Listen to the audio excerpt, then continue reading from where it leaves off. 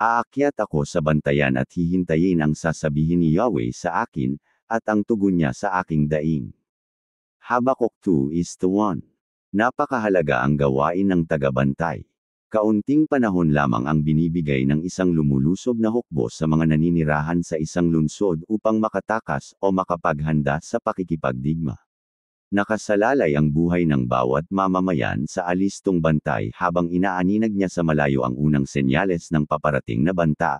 Napakakritikal na mabigyan kaagad ng babala ang mga tao sa kung ano ang dumarating. Bilang tagasunod ni Kristo, itinalaga kang bantay ng Diyos para sa iyong sarili, mga kaibigan, pamilya, at iglesia. Napakahalagang maging alerto ka sa sinasabi ng Diyos. Maaring dumadaam sa krisis ang isang kaibigan at kailangan niya ang salita ng Diyos. Sa pag-aaral mo ng salita ng Diyos, maaring bigyan ka ng Diyos ng mga salita ng magpapalakas ng loob na maibabahagi mo sa iyong kaibigan.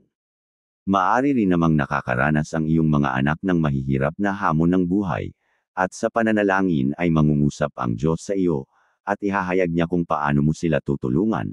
Kung alisto ka sa mga bagay espiritual, maaring bigyan ka ng Diyos ng babala tungkol sa isang tiyak na panganib na kinakaharap ng mga nakapaligid sa iyo. Sa kabilang dako, kung nagpabaya ka, sakaling nahihirapan ang iyong pamilya, hindi nila maririnig ang sagot ng Diyos. Kung hindi malinaw sa iyo ang mensahe ng Diyos, hindi malalaman ng mga nasa paligid mo ang pangakong gusto sanang ibahagi ng Diyos sa pamamagitan mo. Pinapanagot ng Diyos ang kanyang mga bantay sa kanilang katapatan sa tungkulin. Ezekiel Kapitulo 33 versikulo 6. Ingatan mo ang pakikinig sa bawat salita ng Diyos sa iyo.